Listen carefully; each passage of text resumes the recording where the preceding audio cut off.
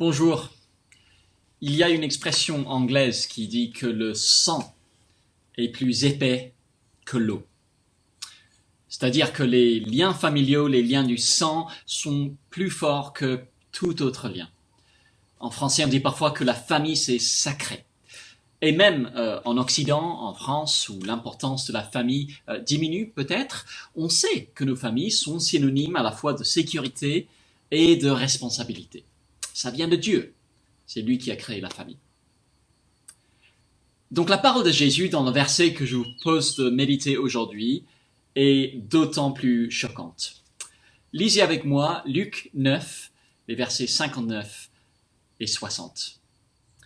Jésus dit à un autre, « Suis-moi » Et il répondit, « Permets-moi d'aller d'abord ensevelir mon Père. » Mais Jésus leur dit, « Laisse les morts ensevelir leurs morts, et toi, va annoncer le royaume de Dieu. »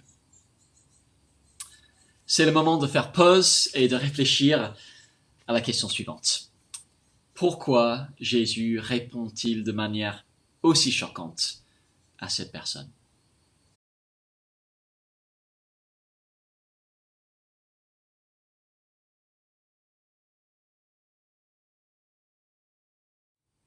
Commençons par ce que Jésus n'est pas en train de dire. Jésus n'est pas en train de dire que la famille n'a pas d'importance. Ailleurs, il dénonce ses adversaires, les pharisiens, pour avoir trouvé des moyens d'éviter d'avoir à prendre soin de leurs parents. Jésus réaffirme l'importance des 10 commandements qui exigent qu'on honore son père et sa mère. La Bible parle très sévèrement des personnes qui négligent leur famille. Jésus accorde une très grande importance à la famille. Non, ce que Jésus est en train de dire, c'est que aussi important que puisse être notre engagement envers notre famille, c'est-à-dire très important, il y a un engagement qui est plus important encore, celui qui consiste à vivre pour lui.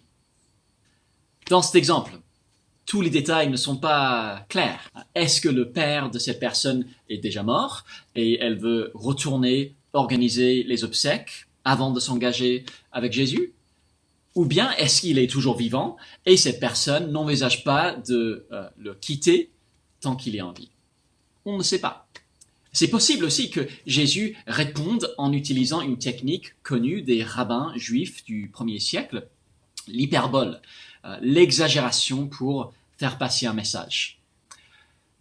Comme s'il était en train de dire « Pensez à l'engagement le plus important que vous avez dans la vie, et qu'est-ce qui pourrait être plus important que nos engagements familiaux? Je suis plus important que ça. » Quoi qu'il en soit, une chose est claire. Jésus et ses priorités doivent passer avant tout, même notre famille. On pourrait tester si on a bien compris le message de 2 manières différentes.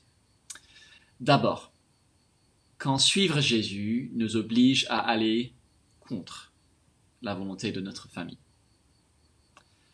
À l'église Saint-Lazare, on est en contact et on soutient des missionnaires qui travaillent dans des coins du monde où une personne qui décide de suivre Jésus peut faire face à un arrêt de mort de la part de leur famille biologique. Que choisir? Jésus est donc le rejet total, voire la mort, ou la famille? Pas évident. Mais même pour nous en France, il peut y avoir des cas où être chrétien nous conduit à diverger sur certaines questions de la vie de notre famille. Comment réagissons-nous dans ces cas-là? Arrivons-nous à mettre Jésus en premier, même quand cela est douloureux?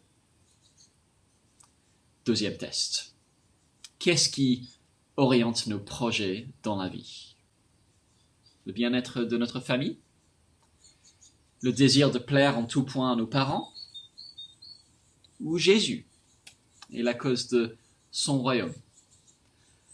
Très facile, sans même le savoir, sans réfléchir, de poursuivre exactement les mêmes projets et d'avoir exactement les mêmes priorités que nos contemporains qui, de leur propre aveu, ne reconnaissent pas Jésus comme leur maître. Et nous, comment est-ce que ça se voit dans notre vie? que Jésus est notre priorité numéro un. Bonne journée à toutes et à tous.